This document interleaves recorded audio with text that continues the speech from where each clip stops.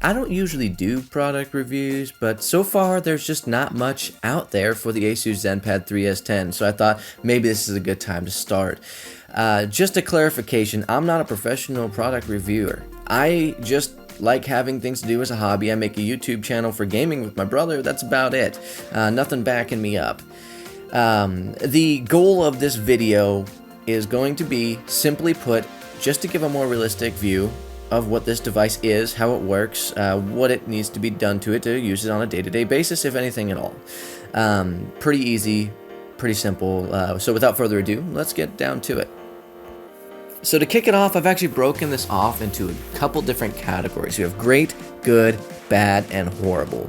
It kind of encompasses most things you'll see and use on the tablet, and should help you justify whether or not you want to spend those $300 US on it, or maybe not. So I'll start off with the great. The build quality in general is just superb. From the metal finish all the way down to the ZenBook spun power button and volume rockers. They got that classic Zen spun feel to them that you find on the ZenBooks on the back, and anything with the Zen name on it, even down to the Zen phones. Another thing in that great category is going to be just how light it is. Coming in at just a little around a pound, it's easy to hold in one hand or two. There's no digging into your hands with the soft edges and the chamfered corners. It just doesn't dig, which is more than I can say. I have a Surface, and that one tends to dig after a while. So that's just a really nice touch that they added there. An attention to detail in the design was definitely apparent when they were making this device. However, there are some bads about the design.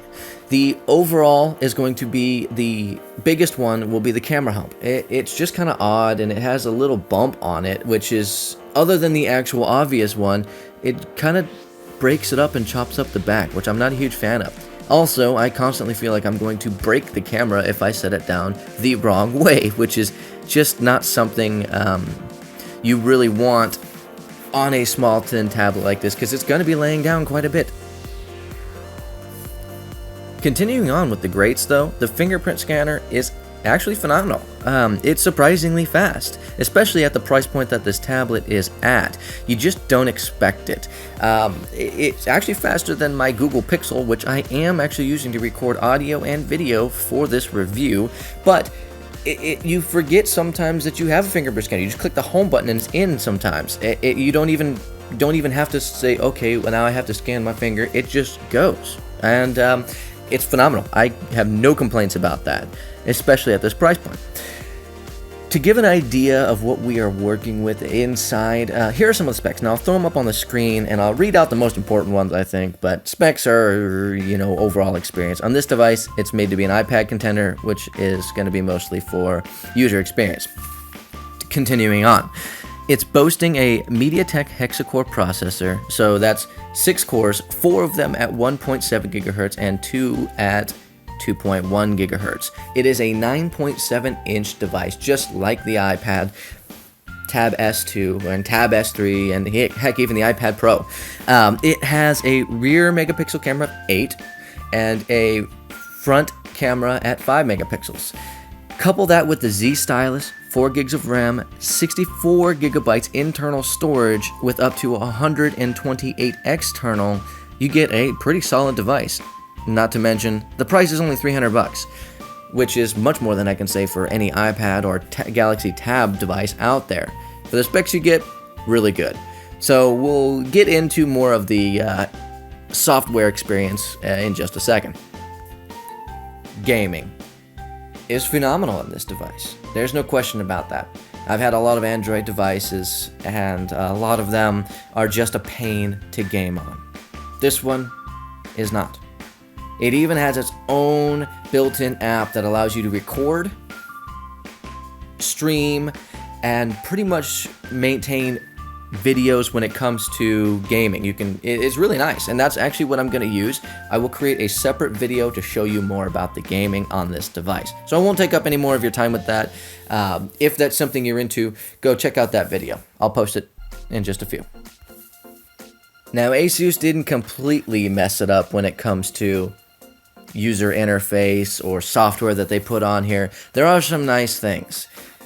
For instance, that battery app that will actually tell you what's draining the battery. The file manager, which just is kind of easy. It's simple, it's clean, it just makes sense. And you know, everyone else that I've looked at the review videos, it said they hate the notification shade, but you know, on a big device, it's kind of nice. It just makes everything easy to tap, and it's a little colorful, a little childish, but you know what? I actually kind of like it. Even the settings are a little bit bigger. Everything's just a little bit bigger and easier to tap on, which is nice. I always wonder, when you're buying a $300 tablet or Android device, is that something they put thought into? If they left it standard, it's going to be tiny. You're going to hit things on accident. Especially if you have big hands. I have fairly small hands, so I don't usually have that problem anyway, but it's still a thought. The other apps, I can kind of do without. The Zen Circle, Zenpad Care, and they have their own weather app, which if you don't use, more than likely you already have a weather app that you're going to use primarily. There's some stuff on there like photo collage and my Asus service and, you know, share link and just some random stuff on there. I don't know why I would need it. So it's kind of annoying. But I can get past that and I can ignore those apps, and I haven't even tried to uninstall them yet, so I doubt you can, but I can get past that. Mostly, once I've downloaded that Google Now launcher, it just makes this device extremely fast, smooth, and easy to use. Battery life is one of those things I would consider to be good or bad. It can be either depending on how you're going to use the device. Now, my primary usage, as I said before, is going to be for video gaming like World of Tanks or YouTube. And even articles. I love my Google Now, and I browse through the articles just about every day that it populates for me. So that's my primary usage for it. And with that, day to day and a half is pretty easy and pretty common. Now, if you're going to be using this as a primary device, like I use my Google Pixel for just about everything except for those main things there.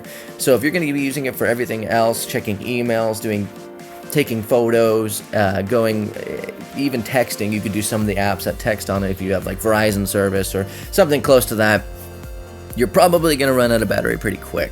Now, it does have a quick charge on it. It's not 3.0, even though I believe they say it's supposed to be. I believe it's 2.0. It's good, it works, and I don't usually have any problems with it. Couple that with the fact that they have a app on here that will actually snitch on battery draining apps. That's literally what they call it. It makes it easy to maintain the battery on here, and I think that's one of the reasons why they threw it on there.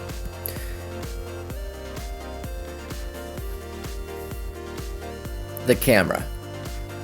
That's a mixed bag of fruit there.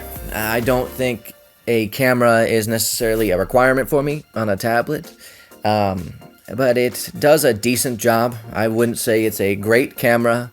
I have a little bit of a collage, or a little montage, I should say, that I put together for you guys. So I will be quiet for a few minutes and let you watch it and kind of decide for yourself. Now, they're all going to be rear-facing shots. I didn't actually include any front-facing, but I'll get to that in a minute.